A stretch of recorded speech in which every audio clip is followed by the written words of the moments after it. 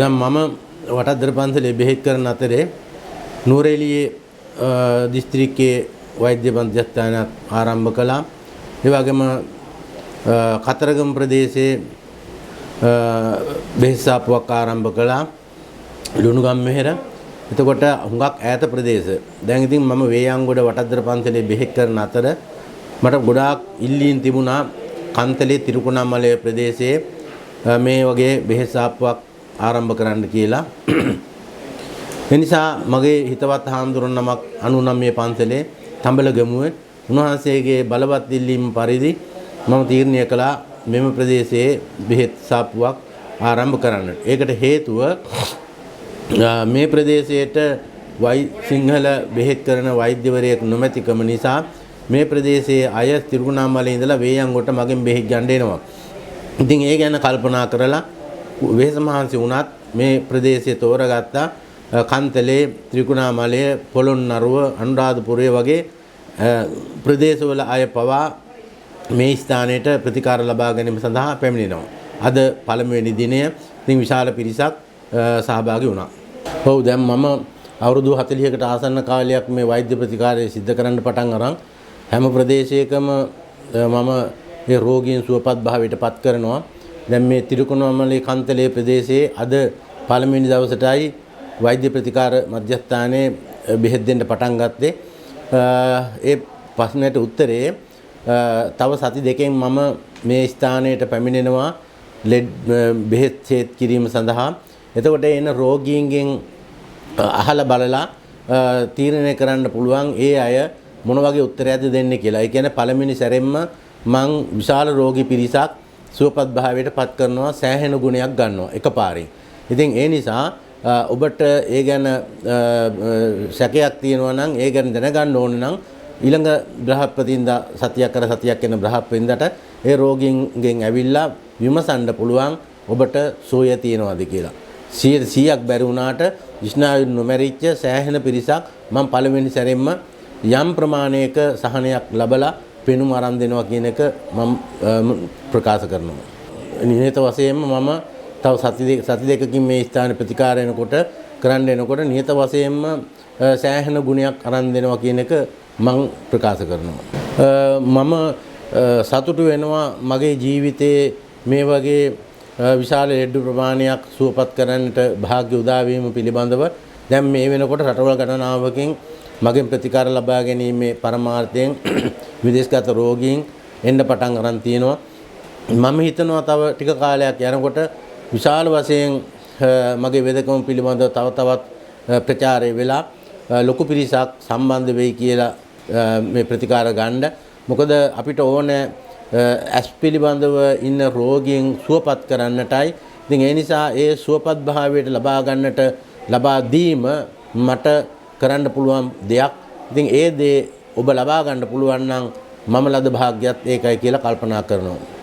කන්තලේ තිරුකුණාමලේ පොළොන්නරුව ආදී මේ වටේම ඉන්න ජාතීන් වැඩිපුරම ඉන්නේ සිංහල වගේම මුස්ලිම් ජනතාව.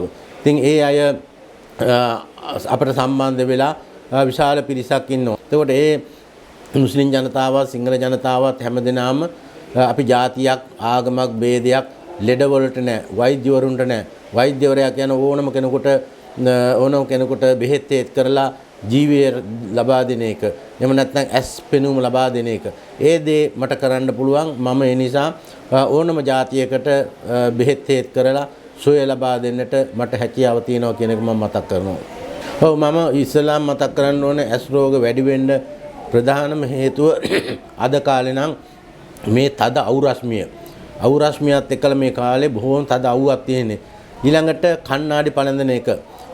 තරුණ දරුවන්ගේ ඉඳලා කණ්ණාඩිය දානවා. ඒක අයින් කරගන්න ඕන. ඒව නොදා අපිට ඇස් සුවපත් කරන්න පුළුවන්කම තියෙනවා. ඒ වගේම පහුගිය කාලේ කොරෝනා වලට විදපු ඉන්ජෙක්ෂන් ඊටාම බල සම්පන්න වුණා. ඒවට නොඑක ආකාරයේ ලෙඩ රෝග හැදෙන්න පටන් ගත්තා. පිළිකා පව හැදෙන්න පටන් ගත්තා ඒ අයට.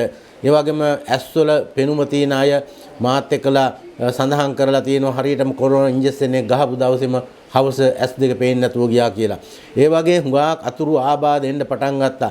ඒකත් ප්‍රබල සාක්ෂියක් මේ කොරෝනා ඉන්ජෙක්ෂන් එක නිසා ඇස්පෙනීම අඩු වුණා කියන එක.